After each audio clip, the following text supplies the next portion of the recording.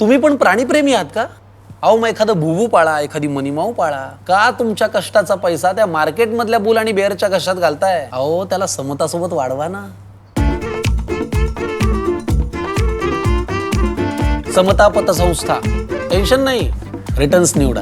कोपरगाव शहरातील येवला नाका परिसरात असलेल्या इरिगेशन पाटबंधारे विभागाच्या पडीत जागेत आज दिनांक 23 एप्रिल रोजी दुपारी सुमारे 1 वाजेच्या सुमारास अचानक आग लागल्याची घटना घडली. घटनेची माहिती मिळताच स्थानिक नागरिकांनी तात्काळ कोपरगाव नगर परिषदेच्या अग्निशमन दलाला कळविले असता अग्निशमन दलाचे पथक तात्काळ घटनास्थळी दाखल होऊन त्यांनी वेळीच आग आटोक्यात आणली. या घटनेमुळे परिसरातील नागरिकांमध्ये काही काळ भीतीचे वातावरण निर्माण झाले होते. विशेष म्हणजे घटनास्थळाजवळच महावितरणाची इलेक्ट्रिक डीपी असल्याने मोठा धोका निर्माण होण्याची शक्यता व्यक्त केली जात होती. दरम्यान महावितरणचे कर्मचारी तात्काळ घटनास्थळी पोहोचले असून त्यांनी खबरदारीचा उपाय म्हणून काही काळ वीज पुरवठा खंडित केला. आग पूर्णपणे विझवल्यानंतर लगेचच वीज पुरवठा सुरळीत करण्यात आला. प्राथमिक माहितीनुसार वाढलेली उष्णता व पडीत जागेतील कोरडे गवत यामुळे ही आग लागल्याची शक्यता वर्तविण्यात येत आहे. संबंधित विभागाकडून याबाबत अधिक तपास सुरू आहे. बातमी तुमची, प्राधान्य आमचं. प्राधान्य न्यूज साठी प्रमोद पवार, कोपरगाव. आज गुरुवारी इथं येवला नाक्यावर आपल्या माशालीपाशी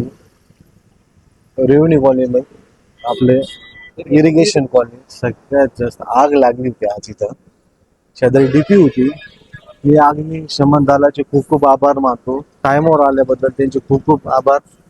कारण की ते जर आले नसते तर आज आग इतकी वाढलेली होती, डीपीला सुद्धा आग लागण्याची शक्यता होती. आज लई मोठी दुर्घटना टळलेली. आपल्याला काय वाटतं की आग कशामुळे लागली असेल? उष्णाच्या तीव्रतामुळे किंवा काही दुर्घटना घडल्या असेल, पण सगळ्यात जास्त ऊन सगळ्यात जास्त प्रमाणात ते पण शंभर आहे.